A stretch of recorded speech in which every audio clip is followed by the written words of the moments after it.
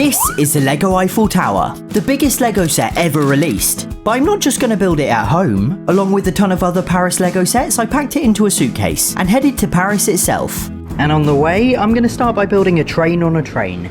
Cue the theme song. Building a train on a train on a train on a train. Building a train on a train on a train on a train. Yeah, this train goes underwater and crosses the French border. I started it in England and I finished in France. Pretty cool. But enough of that. We're now in Paris, the city of love, lights and Lego. So let's kick things off by building some landmarks. Specifically, I'm going to start with the Paris skyline set, atop the tower with the greatest view.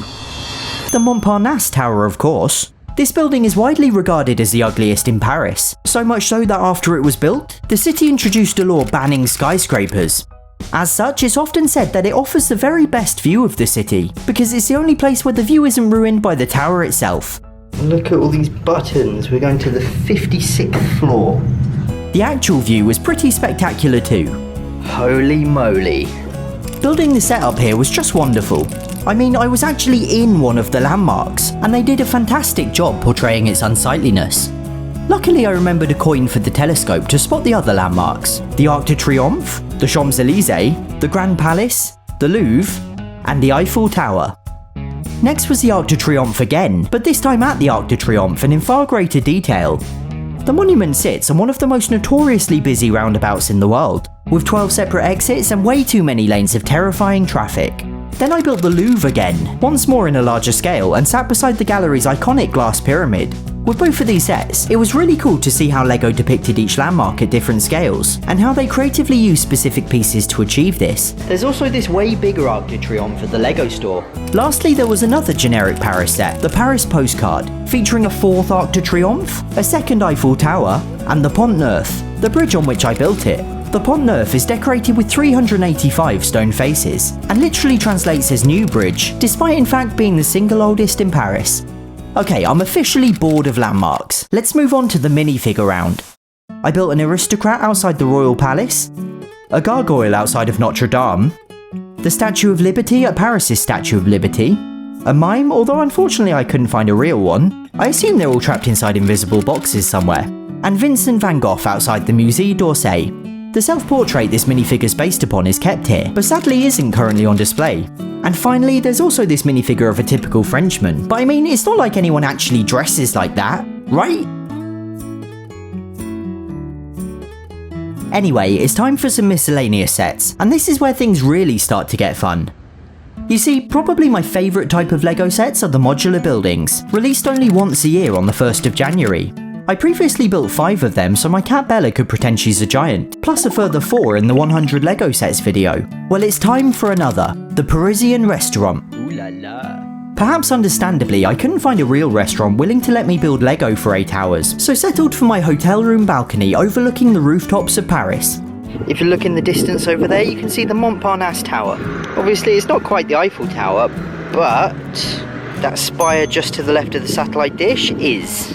Building on the balcony was beyond delightful. The distant melody of playful accordions, the smell of freshly baked baguettes on the warm brie. Okay, I'm wildly exaggerating, but it was really lovely. Apart from the wobbly table and 5-story drop, that is. I've made a good start, but this table is ridiculously wobbly, and I'm so paranoid I'm gonna drop some pieces over the edge. And not 10 minutes later, I did. No. There it is, I've got it, yes.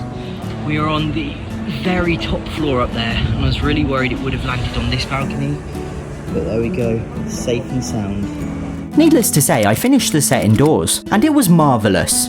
Chez Albert boasts an exclusive menu, both outdoor and terrace dining, romantic indoor dining, a fully equipped kitchen, and typically Parisian architecture, although I don't think buildings here actually tend to feature croissants. Still, it's a very charming set, and made me want to build something of my own that captures the essence of Paris. That sort of intangible feel of the place that can't be fully articulated in just a landmark or building alone. So this is what I came up with, a diorama of a Parisian street, and I am so excited to show it to you.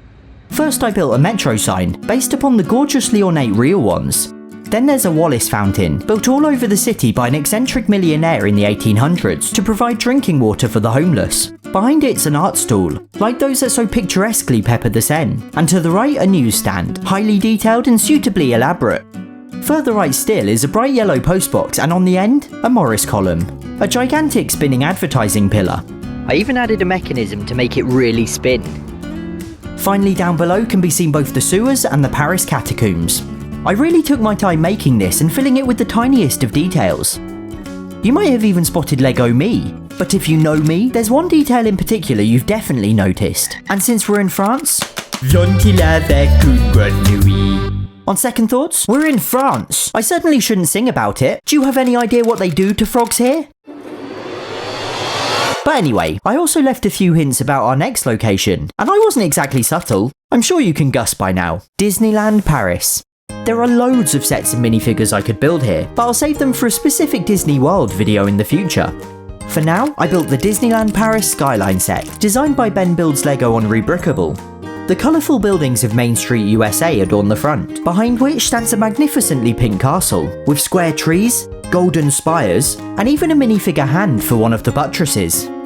Then there's Big Thunder Mountain, a mine train themed roller coaster through the Wild West, and featuring a Lego carrot as part of the rockwork. Phantom Manor is faithfully portrayed using headlight bricks, Paris's answer to the Haunted Mansion, a spooky dark ride through a haunted house and graveyard. Pirates of the Caribbean was closed, so let's skip straight to Space Mountain, a space-themed indoor roller coaster that launches you from a cannon, and the Jules Verne-inspired Nautilus submarine that can be seen in the waters below. Although it's not on the set, I also rode It's a Small World, and Tower Bridge was red? What is it with everyone getting its colour wrong, seriously?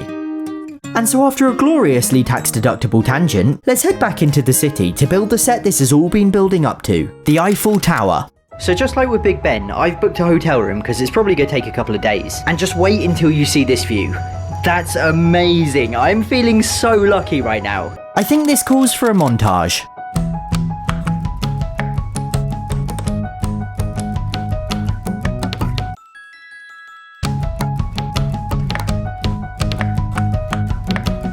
One montage later, I was nowhere near finished. So I'd say I'm well over halfway in terms of actual pieces, but we're going to take a break now to go up the real Eiffel Tower. I wonder actually if I can line the two up. And the reason I'm going up is this, Gustave Eiffel's apartment. You see, the tower's designer built himself an apartment right at the very top, and now I'm going to build it. Is it weird that I now recognise every detail? So after ascending the diagonal lifts and completely ignoring the view, I got to work with an incredibly blurry time-lapse. I then took a second lift, but this time to the summit. It's very windy, but this is the apartment. The glare made it kinda hard to film, but the Lego set was remarkably accurate, including the waxwork of Gustave himself, this awkward beam right in the middle, and even the correct wallpaper. It's an unusual but wonderful set. Oh, and the view wasn't bad either, except for this building. And then it was straight back to the hotel, and straight back to building.